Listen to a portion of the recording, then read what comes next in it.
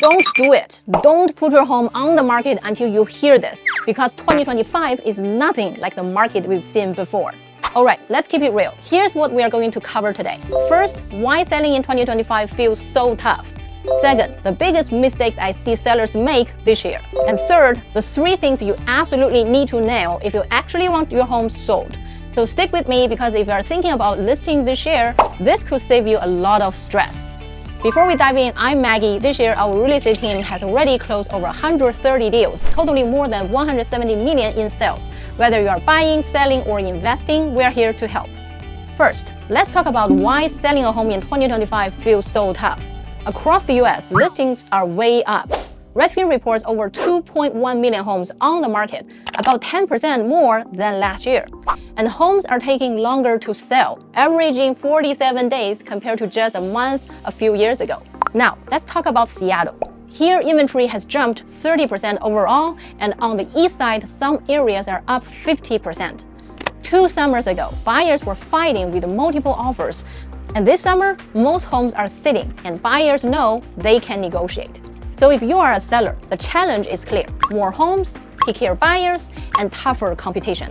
That's the reality of 2025. Alright, let's talk about the mistakes I see sellers make all the time in 2025. These are the things that can really cost you money or keep your home sitting on the market way longer than you want. The first mistake, believing your home is special.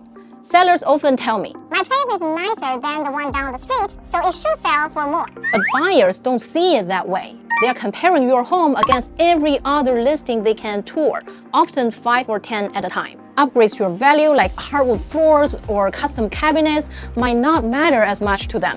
What buyers really care about is how your home stacks up in price, condition, and style. It's not about what you think is special. It's about what buyers see as the best value. The second mistake, relying too much on Redfin or Zillow estimates. These numbers are based on past sales and computer algorithm, not the true condition of your home. Zillow even admits their median error can be as high as 7%, which means thousands of dollars off. And let's be honest, most sellers pick the highest number they see and think, that's what my home is worth. But buyers don't care what a website says. They care about the homes available today. That's why we run a full market analysis and use real-time feedback from active buyers to set the right price. The third mistake, listing your home too high, thinking you can always drop later. Sounds safe, but it actually backfires. When a home sits too long, buyers start to wonder, what's wrong with it? Research shows that homes that cut price later often sell for less than if they had been priced right from the start. On the flip side, when you price correctly, sometimes even a tough under, you'll get more showings, more competition, and stronger offers.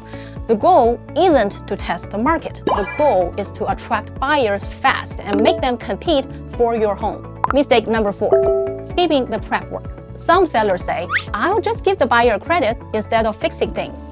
But buyers don't think that way. They walk in and see old carpet, scuffed walls, or a dark kitchen and immediately downgrade the value in their minds. Most buyers want move-in ready, they don't want projects. Simple updates like fresh paint, deep cleaning, or a little staging can totally change the first impression. And first impressions sell homes. A clean, bright, well-presented house always moves faster and for more. The last mistake, assuming every agent is the same. Sure, anyone can put your house on the MLS, but that's the bare minimum. The difference is in strategy, professional photos, video tours, social media marketing, and active outreach to buyers. I've seen 2 identical homes, one just sits while the other sells in the first week, simply because of how they were marketed.